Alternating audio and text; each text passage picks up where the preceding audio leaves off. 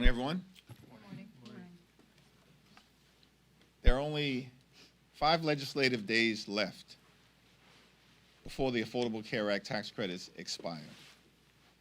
And we have yet to see a Republican plan to prevent tens of millions of Americans from experiencing dramatically increased premiums, copays, and deductibles.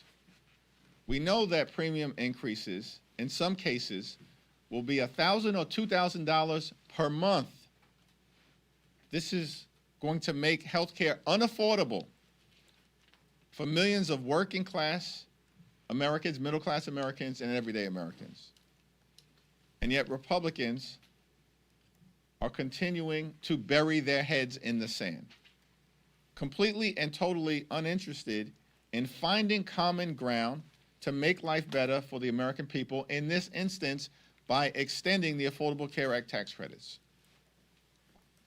House Democrats remain ready, willing, and able to sit down with our Republican colleagues anytime, any place, and anywhere in order to enact a bipartisan agreement that protects the health care of tens of millions of Americans, to fix our broken health care system, and to deal with the Republican health care crisis decisively, which is crushing the American people. But Republicans continue to pursue a my way or the highway approach, which has gotten them nowhere this year, and it's consistently hurt the American people. All across the country, we are seeing Republican extremism being rejected, most recently in the city of Miami, a city that is more than 70% Latino, in a county, Miami-Dade, that Donald Trump just won in 2024. And a year later, a Democrat was elected as mayor of Miami for the first time in nearly 3 decades by 20 points. And yet Republicans continue to ignore the reality that is unfolding all across the country. The American people are rejecting your extremism and embracing our focus on driving down the high cost of living, dealing with the affordability crisis, which is real, it's not a hoax, and fixing our broken health care system. And at this point, all we need are 4 Republicans in the House. There are 220 of you. All we need are 4 Republicans to partner with us. Let's find a path forward, and we can extend the Affordable Care Act tax credits. Questions? Mr. Leader. Good morning, thank you. Democrats obviously pushed for the extension of these subsidies during the shutdown. You had the group of Democrats in the Senate who said, give us a vote on health care, we'll reopen the government. Still no solution. Were all of those tactics worth it? Donald Trump and Republicans control the House, the Senate, and the presidency. They made the decision to shut the government down because they rather shut the government down than extend the Affordable Care Act tax credits. That's not simply my perspective. That's the perspective of the American people, who consistently have held Republicans responsible correctly for the government shutdown. So that's not a question for me to answer. That's a question for Republicans to answer. Why did they shut the government down? We've raised the issue of the Affordable Care Act tax credits, and by the way, the overwhelming majority of the American people are with us. That's not just Democrats and independents. Overwhelmingly, that's a majority of Republicans who believe that the Affordable Care Act tax credits should be extended. 5 legislative days left before tens of millions of people experience dramatically increased health care premiums. Why have we still not seen a plan from Mike Johnson? He's been promising a health care plan for months. It's missing because their plan is to rip health care away from the American people. Leader Jeffries. There's talk of allowing a floor vote on this Fitzpatrick-Swayze Golden plan. Does that potentially give you guys an opening to get this done this year? Is there any hope here from that? We're all hands on deck to extend the Affordable Care Act tax credits. But Mike Johnson hasn't reached out to us as Democrats to have a conversation about finding a path forward, which suggests to me that Mike Johnson is not serious about protecting the health care of the American people. The Indiana Senate stopped President Donald Trump's redistricting push in the state. Given that development, are Democrats still full speed ahead on redistricting, or should you guys consider a more reserved approach right now? Donald Trump launched this unprecedented effort to gerrymander congressional maps all across the country as part of his scheme to rig the midterm elections. There were many skeptics and critics out there who argued that our efforts to take back the House was doomed because of some master plan that Donald Trump concocted that apparently as Democrats, we were just supposed to unilaterally disarm, roll over and play dead, and allow Republicans to steal the midterm elections. We said from the very beginning, that ain't happening. And now it's obvious to everyone.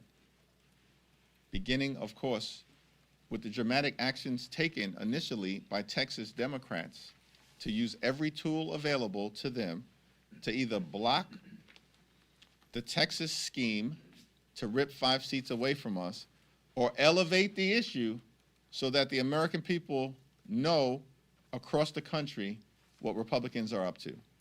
And beginning in California, we have responded decisively.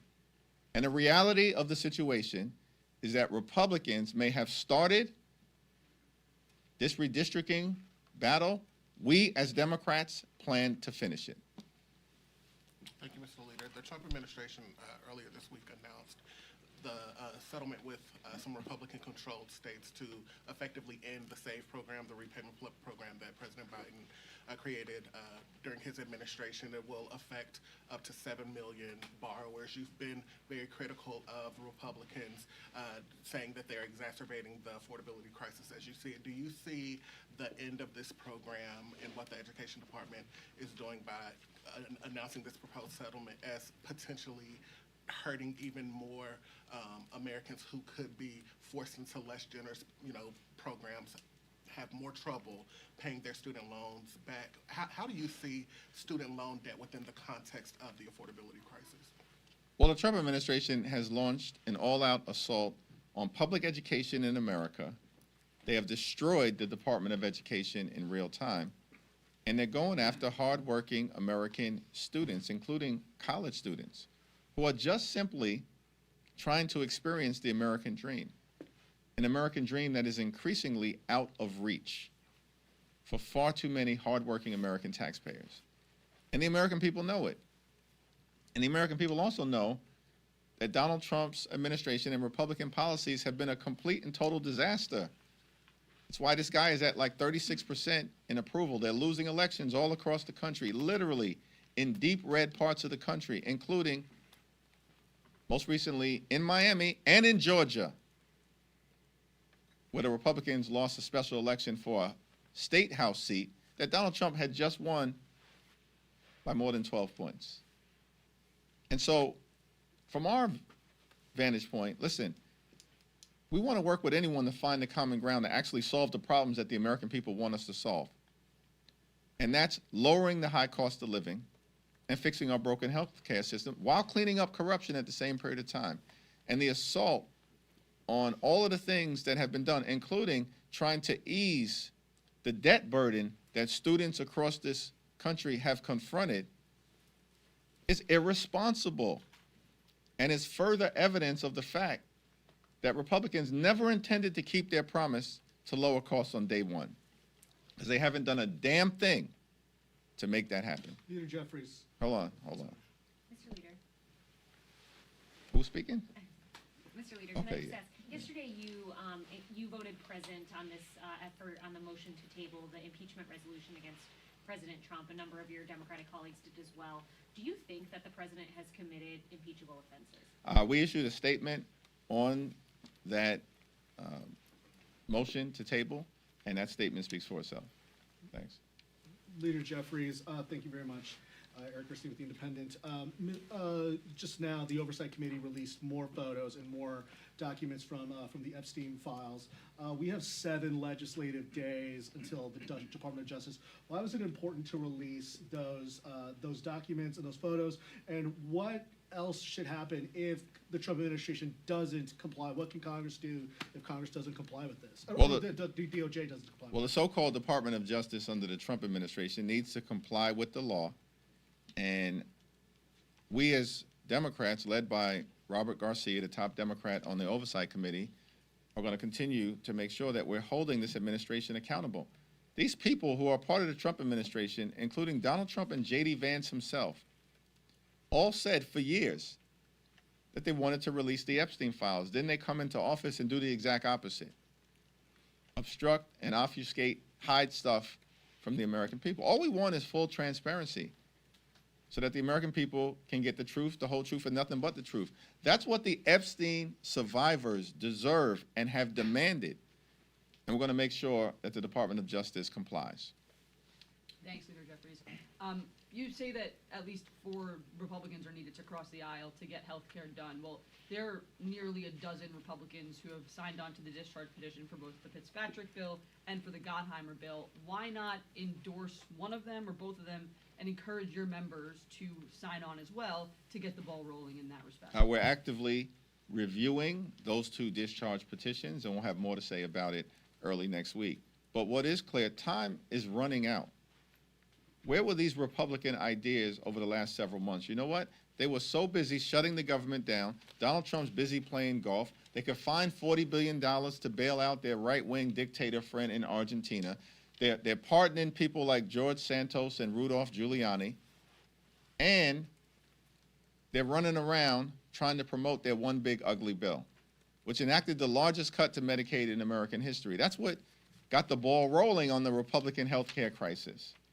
And as a result, hospitals, nursing homes, and community-based health centers are closing all across the country, including in rural America. They ripped food assistance out of the mouths of hungry children, veterans, and seniors, and they did all of that with great urgency so they could reward their billionaire donors with massive tax breaks. And they made those tax breaks permanent. And now at the 11th hour, they're scrambling. It still remains the case that the most direct path forward is a straightforward extension of the Affordable Care Act tax credits. And there's one discharge petition that does that. And it has 214 signatures. And all we need are 4 Republicans to join us. Just to follow up on that, though, I understand that your ideal path is a clean extension, but Republicans have made clear that they will not go for a clean extension. So would you be willing to settle for something that's not a clean extension in the name of saving these subsidies? We're going to evaluate every single good faith proposal, but it has to meaningfully provide certainty to the American people who are at risk of having their health care ripped away from them. These Republicans made those massive tax breaks for their billionaire donors permanent. And we've said from the very beginning, we just want to make sure that everyday Americans, middle-class Americans, working-class Americans have a similar level of certainty. That's not too much to ask for in the wealthiest country in the history of the world. Thank you, Leader Jeffries. Yesterday, President Trump signed the executive order on artificial intelligence seeking to block the states from regulating the AI. Specifically, and I want to ask you about specifics in this EO, it directs DOJ to create a litigation task force and challenge any state that they view doesn't comply with whatever the national standard is. It also gives powers to Secretary of Commerce to impose restrictions on state funding and also aims to regulate truthful output. So my questions to you, I have several. First, what is your position on the EO? Should Americans be concerned that the AI policy is being set through executive order instead and litigation instead of open debate in the Congress? If this approach becomes a standard, what is going to stop any future president from using DOJ to go against and challenge any state law they want? And finally, is this EO about innovation, or is it about expanding presidential powers? Well, Donald Trump has tried to conduct himself like a wannabe king from the very beginning. The American people are clearly rejecting that approach. And on artificial intelligence, this is a complicated thing, a transformative innovation that has the possibility of bringing great societal benefits, particularly in the areas of medicine and education, as it relates to reaching young people who live in historically under-resourced parts of the country. But at the same period of time, it's our view that this transformative technology in the hands of bad actors presents risks of creating societal harm. And this is why a thoughtful approach is needed. Not a my way or the highway executive order. In our view, related to Donald Trump's most recent action connected to artificial intelligence, is that he doesn't have the authority to do it. And ultimately, it's going to get struck down in court. Thank you, Mr. Leader. Some members of your party are calling for the abolition of ICE following the administration's very aggressive crackdown on illegal immigration. Is that a viewpoint that you believe has a place in your party right now as Democrats strive to take back power after Who the exactly midterms? has made that? Congresswoman Alexandra Ocasio-Cortez has, Congresswoman Delia Ramirez has, also Patty Garcia, who is running to replace Chuy Garcia, Graham Plattner as well. They have said that this should not exist and it should cease. Yeah, I haven't had a conversation with any of those individuals about their perspective. What we do know is that the American people believe that Donald Trump's deportation efforts have been completely and totally out of control, unacceptable, and un-American. That's the reality of what Donald Trump has unleashed on law-abiding immigrant communities all across America. And the American people are rejecting it, which is why Donald Trump is also underwater in terms of public approval on immigration. Now, we believe, as Democrats broadly, that we need a strong and a secure border consistent with our history and experience as a nation anchored in the rule of law. Donald Trump doesn't believe in the rule of law, and neither do his sycophants who serve in Congress, who have failed to understand that we're a separate and co-equal branch of government, not a wholly owned subsidiary of the Trump cartel, because that's how they behave. So we believe in the rule of law, and part of that is a strong border. But at the same period of time, we're a nation of immigrants. And so we're going to continue to defend dreamers, defend farm workers, defend farm country, defend law-abiding immigrant families and communities across the country who are part of the ingredient of American exceptionalism. That's our position. And we do have a broken immigration system. Everybody thoughtful who's taken a look at it understands that. But the way to solve it is not a my way or the highway approach, and it certainly is not the Trump deportation machine. He promised that he was going to target violent felons. No one would have any issues with that. He's not deporting violent felons. He's deporting law-abiding immigrants, veterans who served this country, children who are actually American citizens, grandmothers and grandfathers, gardeners, and communities across the country are rejecting it.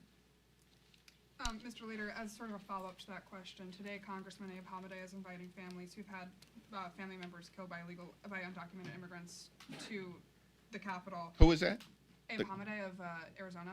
Okay. And I want to ask about 2026 and how you're encouraging border state Democrats to respond to messaging such as this, because it was a big issue in 2024, and it appears that some Republicans are ready to message on it in 26. We'll let border state Democrats speak for themselves, and As I've a got party great, leader, as a leader. I've got great confidence in them. I think I just articulated our view on immigration generally, and that, I believe, is a position that's broadly held by Democrats all across the country. Listen, Republicans are desperate to try to find a path out of the electoral disaster that they're experiencing right now. This year has been a complete and total failure for the American people. And Republicans are on the run. The reason why this whole gerrymandering scheme was launched is because Republicans know that if a free and fair election were held, they're done in the House of Representatives. It was always a myth and a fantasy that some big mandate was attached to what happened in November of 2024 that we never bought into. Why? Because we were only 3 seats short. This is the closest majority that any party has had since the Great Depression, and it's all now falling apart. And everybody sees it. And they can't project this fake strength to the American people anymore because they failed the American people on the economy, on health care, and the extremism that has been unleashed on the American people is completely and totally unacceptable. So our view generally, as Democrats, we're going to solve problems for everyday Americans because we believe in this great country of ours, you work hard, you play by the rules, you should be able to live the good life. An affordable life, a comfortable life. Good paying job, good housing, good health care, good education for your children, and a good retirement. Which means to my Republican colleagues, keep your extreme hands off of Social Security and Medicare at all times.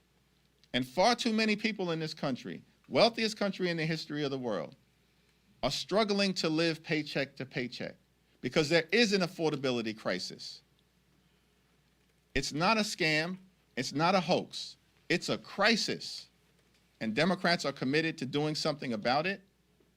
Republicans continue to bury their heads in the sand. Thank you. Thank you. One thing just about, I was going to ask about, golden